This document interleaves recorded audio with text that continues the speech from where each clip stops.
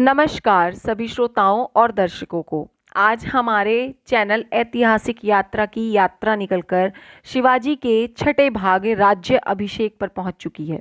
सन 1674 तक शिवाजी ने उन सारे प्रदेशों पर पुनः अधिकार प्राप्त कर लिया जो पुरंदर की संधि के अंतर्गत मुगलों को देने पड़े थे।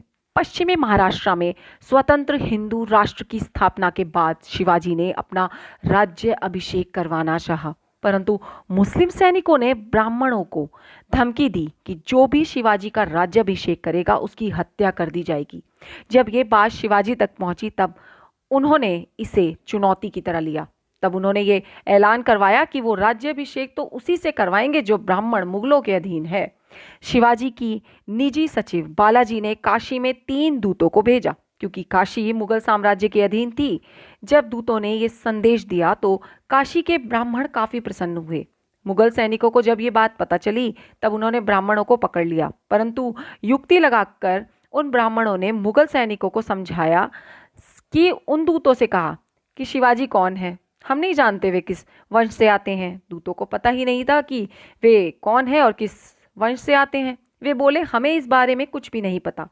तब मुगल सरदार के सामने ब्राह्मणों ने कहा कि हम शिवाजी का राज्याभिषेक नहीं करवा सकते, अन्यथा हमें कहीं और जाना है तो हमें इसलिए क्षमा कीजिए। उन्होंने कहा जब तक राजा का पूरा परिचय ना हो तब तक कोई ब्राह्मण भी राजा का राज्याभिषेक नहीं करवा पाएगा। ब्राह्मणों को छोड़ दिया गया। दूतों को पकड़कर औरंगजेब के पास दिल्ली भेजने की सोची ही जा रही थी, लेकिन वो भी किसी तरह युक्ति बिगा के वहां से भाग निकले। लौट कर ये बात उन्होंने बालाजी आबे को और शिवाजी को बताई, परंतु आश्चर्यजनक तरीके से वही ब्राह्मण 2 दिन बाद अपने शिष्यों के साथ राजगढ़ पहुंच गए और शिवाजी का राज्याभिषेक पूरे धूमधाम से करवाया। 12 दिनों के बाद बहुत ही अकस्मात उनकी मां का देहांत हो गया। इस कारण दोबारा शिवाजी को 4 अक्टूबर 1674 को अपना राज्याभिषेक फिर से करवाना पड़ा और छत्रपति की उपाधि धारण की। दोबारा इस समारोह में करीब करीब 50 लाख रुपए खर्च हुए। इस तरह हिंदू स्वराज्य की एक स्थापना हुई। विजयनगर के पतन के बाद दक्षिण में ये पहला हिंदू साम्राज्य था जो अपने आप में अखंड, संप्रभु और संपूर्ण था। एक स्वतंत्र शासक की तरह इन्होंने अपने नाम का सिक्का चलवाया। दक्षिण में भी विजय का रथ और डंका बजता रहा। सन 1677-78 में शिवाजी का ध्यान कर्नाटक की ओर गया। बंबई के दक्षिण कोंकण, तुंगभद्रा नदी के पश्चिम में बेलगाम तथा धारवाड़ का क्षेत्र मैसूर, बेल्लारी, चित्तूर, जिंजी पर अधिकार करने के बाद 3 अप्रैल 1680 को शिवाजी का देहांत हो गया। मृत्यु और उत्तराधिकार के लिए विष देने से शिवाजी महाराज की मृत्यु हुई ऐसा सुनने में आता है। किस प्रकार हुई उनकी मृत्यु आज भी संदेह के घेरे में है। मृत्यु 3 अप्रैल 1680 को हो गई, जिसके पश्चात निर्विरोध उत्तराधिकार संभाजी को मिला। औरंगजेब ने जब शिवाजी की मृत्यु का समाचार सुना तो उसकी तो बाँछें ही खिल उठी। एक छत्र भारत जीतने का सपना लेकर वह 5 लाख सैनिकों के साथ सागर से लेकर दक्षिण जीतने निकला। एक दिन में आदिल शाही और 2 दिन में कुतुब शाही खत्म करने वाला औरंगजेब 9 सालों तक मराठाओं से लड़ता रहा और उन्हें हरा नहीं पाया। अपनी स्वतंत्रता के लिए मराठा 9 साल तक औरंगजेब से लड़ते रहे। औरंगजेब के पुत्र अकबर ने उसके खिलाफ मुखालफत कर दी। संभाजी ने सबसे बड़ी गलती की, शहजादा अकबर को अपने यहाँ पनाह देने की। औरंगजेब और भी भड़क गया।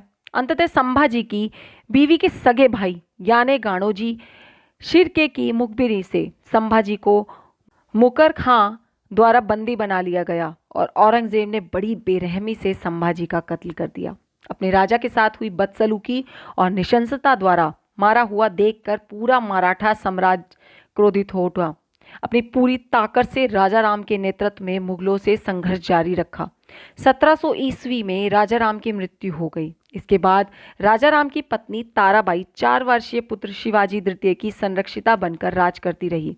आखिरकार 25 साल मराठा साम्राज्य के साथ युद्ध लड़के थक चुके औरंगजेब को उसी छत्रपति शिवाजी के स्वराज्य में दफन कर दिया गया। ये गाथा है मराठाओं के शौर्य की, उनके अदम्य साहस की, उनकी वीरता की और उनके अखंड संप्रभु हिंदू स्वराज्य की, जो आज नहीं, कल नहीं, कभी नहीं मिटेगी। जब तक हम रहेंगे तब तक ये रहेगी। और यही मेरा ध्येय और प्रयास है कि मैं आप सब तक ये पहुंचा सकूं जो सत्य है, सबल है, जो आपको मिलना चाहिए, जो आपको जानना चाहिए। धन्यवाद। यदि आपको मेरा ये चैनल अच्छा लगे और मेरा ये प्रयास पसंद आए तो कृपया मुझे लाइक, शेयर और कमेंट करें। सब्सक्राइब मुझे ज़रूर करें।